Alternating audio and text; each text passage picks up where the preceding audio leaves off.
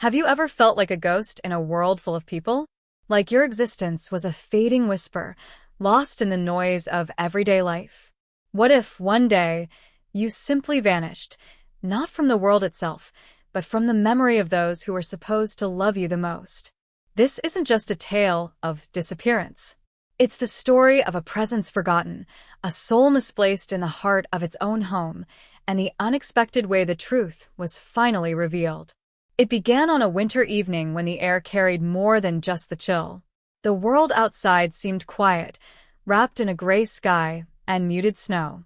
Inside, everything was ordinary, lights humming, conversations echoing through the walls. But for me, everything had already gone quiet. No one looked in my direction. No one noticed I hadn't spoken a word all day. I existed, but I wasn't seen.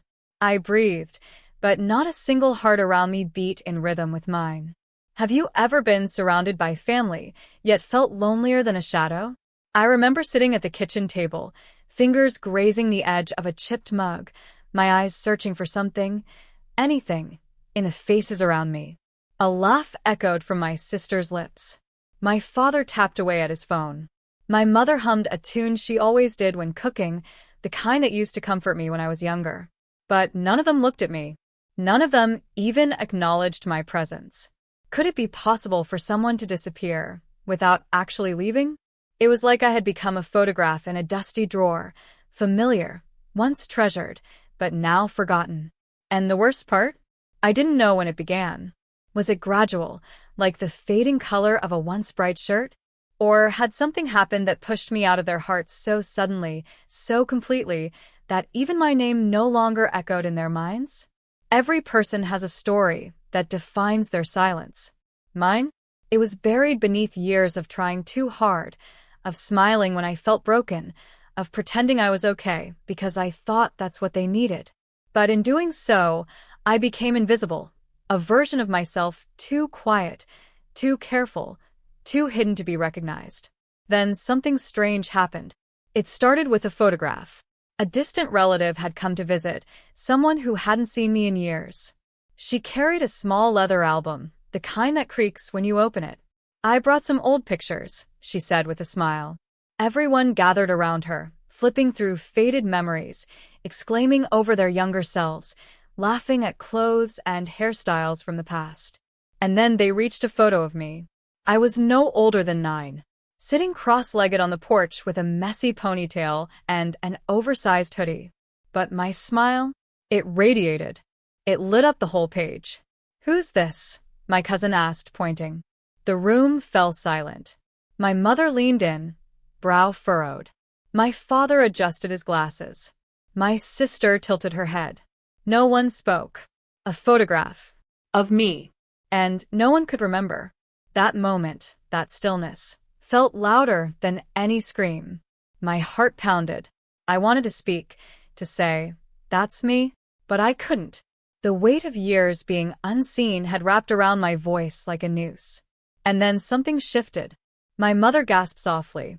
"Wait, that's her," she whispered, eyes locked on the image. Her voice cracked. My father blinked rapidly. My sister's expression changed from confusion to recognition, and then to something deeper. Something painful. As if they had been jolted from a dream they didn't even know they were having. They saw me. Not the version of me that had sat at the table moments ago, or the one that quietly moved through the halls of our house. But the real me. The one they had somehow forgotten to see. The child they once loved so loudly, so clearly, before time and distractions had dimmed their memory. How do you come back to life in someone's eyes after being invisible for so long? That evening marked the beginning of a reckoning, not just for them, but for me, too. Because sometimes it takes a photograph, a moment, a haunting reminder, to make people realize what they've lost, even when it was right in front of them all along. And that's when everything began to change. To understand how I became invisible to my own family, you need to know who we were, or at least who I thought we were. My name is Amina. I grew up in a home that, on the surface, looked like any other. Laughter at the dinner table, holiday traditions, birthday celebrations. But beneath that familiar rhythm was a current of silence, subtle and creeping, that no one talked about. My father, Aslam, was a hard-working man with a stern face and tired eyes. He was a man of few words, often lost in his own thoughts or buried in his job. His presence was like a distant lighthouse, always there, but never quite close enough to touch. He loved us in his own way, but emotions weren't something he wore openly. My mother, Farah, was the heart of our family. Warm, nurturing, and endlessly patient, she was the glue holding us together. Yet, over time, I noticed her smiles became quieter, more forced, as if she was holding back tears behind her bright eyes. Her love was constant, but so was her worry. Then there was my sister, Sanaa. She was everything I was not: bold, outgoing, and full of life. She could light up a room with her laughter and had a way of making friends wherever she went. Growing up, we were close. At least, I thought we were. But somewhere along the way, distance grew between us, invisible but undeniable. And then there was me, the quiet one, the shadow, the invisible thread in the family tapestry. I always felt like I was standing on the edges, watching everyone else dance in the light while I faded into the background. I tried to be seen, tried to make my voice heard, but somehow, it was always swallowed by the noise. Looking back, I realized that my silence was not just a choice. It was a shield, a way to protect myself from disappointment, from being overlooked, from the aching loneliness that crept in when no one asked how I really felt. School was no different. I wasn't the star student or the class clown. I was the quiet observer, the girl who did her work but rarely raised her hand. My teachers would say I was reserved or shy, but what they didn't see was the storm inside me, the longing to belong, to be recognized for who I truly was. My childhood wasn't filled with grand adventures or dramatic moments. Instead, it was a slow unraveling, a gradual fading into the background as the world moved on without me. There were small moments, though, that I clung to, like the time my mother tucked me into bed and whispered, "You are my brightest star, even when you don't feel it." Or when my sister held my hand during a family gathering and said, "You matter, Amina. Don't forget that." But those moments were rare, flickers of light in a sea of shadow. As I grew older, the gap between me and my family widened. Conversations became shorter, smiles less frequent. I began to question if they really knew me at all. Did they see the person beneath the silence? The fears, the dreams, the pain? I remember one afternoon, sitting in my room, clutching an old diary filled with half-written thoughts and unanswered questions. I wrote about feeling lost, about wanting to disappear. But I never showed those pages to anyone. They were my secret, my silent scream. The family I loved so deeply had somehow stopped recognizing me. I became a ghost, wandering through the rooms of our house without a name.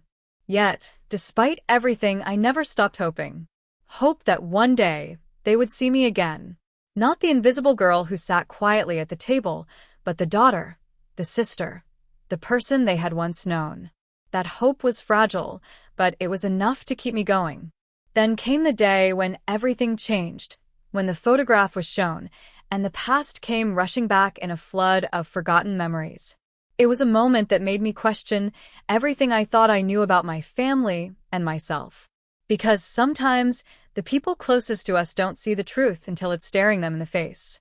The moment my family saw that photograph, a floodgate opened, one filled with silence, unspoken truths, and years of neglect. At first, the room was heavy with disbelief. My mother's eyes welled up, but she quickly wiped the tears away, afraid to let them fall. My father stood stiff, a furrow deepening between his brows, as if trying to piece together a puzzle that no longer made sense. My sister, Sanaa, seemed caught between confusion and guilt, her usually confident posture shrinking. It wasn't just about a forgotten photo, it was about a forgotten person. I could feel the weight of their gaze, not on me, but through me, like I was a ghost haunting a memory they didn't want to face. It was as if my presence disrupted the illusion they had carefully built over the years. Why didn't we remember? my mother whispered, almost to herself. How could we forget? That question echoed in my mind, louder than any shout. The truth was complicated.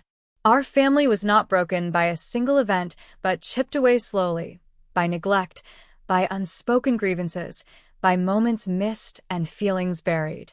I tried to speak, to bridge the chasm that had formed between us. But every word seemed to falter, swallowed by years of silence. One night, as the house grew quiet, I sat alone in my room and replayed conversations in my head, moments where I could have reached out but didn't, where I tried to be seen but was overlooked. I thought about the times I begged myself to be quieter, less of a burden. The times I held back tears because crying meant admitting I was hurting. The times I smiled, so no one would ask why I was sad. And in those moments, a deeper conflict took root inside me, a battle between wanting to forgive my family and needing to be seen for who I truly was. I wasn't just lost to them. I was lost to myself. One afternoon, Sana approached me. "Amina," she said, voice trembling, "I didn't realize how much I hurt you by ignoring you all these years." Her eyes were filled with tears, but I wasn't sure if it was enough. Was apology the balm for years of invisibility? That conversation was the start of something new, but it was far from a quick fix. Trust that had been fractured needed to be rebuilt piece by piece. Old wounds needed time to heal. The tension between us was palpable, filled with fear, hope, anger, and the desperate need to reconnect. Sometimes, I caught my mother staring at me with a mix of sadness and regret. Sometimes, my father would linger in the doorway, as if unsure how to bridge the distance. And Sana, she became both a source of comfort and a reminder of what had been lost. Our family gatherings were awkward at first, filled with silences that screamed louder than words. But with time, those silences began to soften, replaced by tentative conversations and shared memories. I realized that being seen again wasn't just about others acknowledging me, it was about reclaiming my own identity. One night, as I looked out the window, I wondered, how many others are lost in the crowd of their own families? How many invisible souls are waiting for a moment, a sign, a photograph, or simply a look to be recognized? The journey back to being seen was not easy. It was filled with setbacks and moments when I wanted to retreat into the shadows again. But it was also filled with courage, the courage to speak my truth, to demand to be heard, and to forgive. Because sometimes the hardest battles are not fought outside but within ourselves. And sometimes the greatest victories come when you are finally seen, not as a ghost or a memory, but as a whole, imperfect, beautiful person. The photograph was just the beginning, a catalyst that forced us to confront what had been buried beneath years of silence and neglect. But the real challenge lay ahead, facing the truths we had all been avoiding and deciding what kind of family we wanted to be moving forward. The days after the photograph was shown were a whirlwind of emotions. My family and I were thrust into difficult conversations, sometimes fraught with anger, other times softened by tears. The walls that had been built around us for so long began to tremble under the weight of honesty. One evening, my father finally spoke, the first time in years that his voice cracked with vulnerability. "Amina, I was wrong. I didn't see you the way I should have. I was so caught up in trying to provide for you all, I forgot what you really needed." Hearing those words from the man I once thought was unreachable felt like a crack in the ice that had encased my heart. But it also raised new questions. Could we really change? Could we rebuild what was lost? My mother's eyes glistened with tears as she added, "We were blind to your pain, to your silence. But you have always been our daughter, our family." Sana, who had struggled to find the right words, finally said, "I'm sorry for the times I ignored you, for the times I didn't stand by your side. I want us to be sisters again." Their words filled the room with a fragile hope. But the journey to healing was far from over. I realized that forgiveness was not about forgetting the past, but about choosing to move forward despite it. It was about accepting each other's flaws and mistakes while still holding on to love. One of the hardest moments came when I confronted my own fears, the fear of being hurt again, the fear of rejection, and the fear of never truly belonging. But with each conversation, each tear, each apology, I felt the walls around my heart begin to crumble. Our family started to rediscover itself in new ways. We laughed more, shared stories we had long buried, and made room for the emotions we had once denied. I remember a particular evening when we sat around the dinner table, sharing memories of our childhood. For the first time in years, I felt seen, not as the invisible one, but as a beloved daughter and sister. The photograph had forced us to face our past, but it was our willingness to be vulnerable that paved the way for our future. As time went on, I began to reclaim my own identity. No longer defined by silence or invisibility, I started to find my voice, in small ways at first, then with growing confidence. I pursued my passions, rebuilt friendships, and allowed myself to be known, not just by my family, but by myself. The journey wasn't perfect. There were setbacks and moments of doubt. But each step forward was a victory, a testament to the power of love, resilience, and forgiveness. One rainy afternoon, as I stood by the window watching droplets race down the glass, I thought about the road that had brought me here. The loss, the pain, the loneliness, they were all part of my story.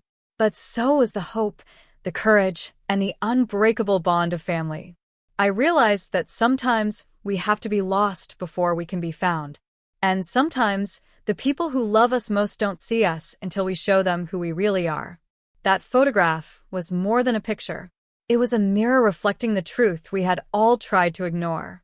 It was a reminder that no matter how far we drift, or how invisible we feel, there is always a path back to each other. Because family is not just about blood or memories. It's about being seen, heard, and loved for who we truly are. As the storm outside began to clear, I knew that our family was beginning a new chapter. One written with honesty, forgiveness, and hope. And I was no longer lost. Sometimes, life takes us through dark valleys where we feel invisible, forgotten, and lost, even by those we call family. But being lost is not the end of a story.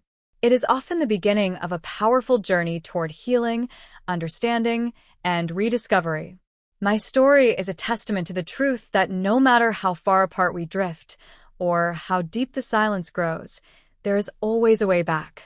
It requires courage, the courage to face painful truths, to speak openly, and to forgive both ourselves and those we love. Ask yourself, have you ever felt unseen by the people who matter most? Have you been waiting for that moment when someone finally looks at you and truly sees you? If the answer is yes, know this: your presence matters. Your voice matters. Your story matters. Healing begins when we dare to be vulnerable and open the door for connection. It begins when we choose hope over despair, understanding over blame, and love over resentment. So, today I encourage you to reach out, to bridge the gaps that silence and time have created, to be the first to say, "I see you," and to ask to be seen in return. Because sometimes, the most profound reunions happen not just in a single photograph, but in the willingness to show up, to listen, and to love without conditions. What will you do the next time you feel lost? Will you wait to be found, or will you take the brave step toward being seen? The choice is yours.